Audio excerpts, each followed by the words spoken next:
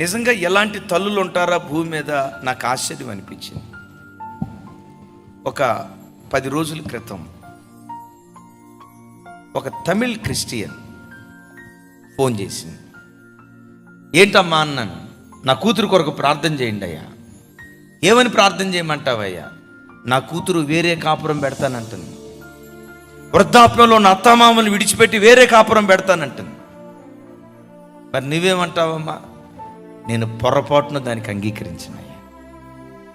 ఆ తల్లి ఏమందో తెలుసా? వృద్ధాప్యంలో ఉన్న అత్తమామలను విడిచిపెట్టి నా కూతురు బయటికి వెళ్తే ఆ ముసలోళ్ళు ఉసురు పోసుకుంటుందయ్యా నా కూతురు. నా పిల్లలకి వాళ్ళ అత్తమామలు ఉసురు తగలకూడదు. ఇంతకీ ఏమంటావమ్మా? చెప్తుంది ఆ తల్లి, మా అల్లుడు చాలా మంచోడయ్యా. మరి వాళ్ళ అత్తమామలు, వాళ్ళ అమ్మా నాన్నమ్మ, కొంతమంది మా సిస్టర్లు ఏమంటారు తెలుసా?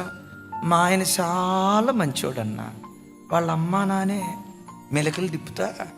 ఇప్పుడు గమనించండి, మీ ఆయనేమో మంచోడు, ఆ ఆయనకు అన్నటువంటి అమ్మా నాన్నోళ్ళేమో మీ ఆయన మంచోడైతే వాళ్ళు కూడా మనం అనే డైలాగ్ ఏంటో తెలుసా? మా ఆయన బంగారం, వాళ్ళ అమ్మే వాళ్ళ నానే అని మూతి తిప్పుతారు 30 అంకలు. నేనంట అమ్మా నాన్నోళ్ళు చెడ్డోళ్ళు అయిన తర్వాత మంచి అబ్బాయి ఎట్టపడతాడు? ఏమంటే వేప చెట్టుకి మామిడికాయలు వచ్చినట్టు ఎప్పుడైనా చూసారా? మామిడి చెట్టుకి మామిడికాయలే వస్తాయి. ఆ తల్లి ఏమందో తెలుసా? నేను ఎలాంటి తల్లుల్ని నా జీవితంలో ఎక్కడ చూడలా, నా చెవులతో వినలా. అయ్యగారు, నా అల్లుడు చాలా మంచోడు, నా కూతురు నోరే మంచిది కాదయ్యా.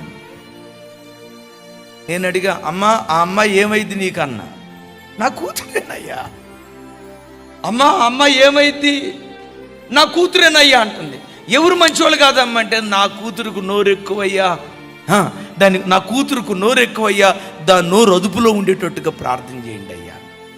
నేను అన్నా, అమ్మా నీలాంటి తల్లులు ప్రతి కుటుంబంలో ఉంటే కుటుంబాలు 30 పువ్వులు 60 కాయలుగా సంతోషంగా బ్రతుకుతాయమ్మా.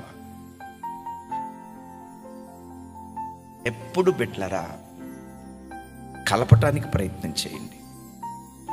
కలిపే విషయంలో నువ్వు చచ్చినా పర్వాలేదు, కలిపే విషయంలో నువ్వు అవమానం ఎదుర్కొన్నా పర్వాలేదు, కలిపే విషయంలో నువ్వు నష్టపోయినా పర్వాలేదు. ఎందుకో తెలుసా? ఈ ప్రపంచంలో ఐక్యతకు మించిన ఆశీర్వాదం ఇంకొకటి లేదు.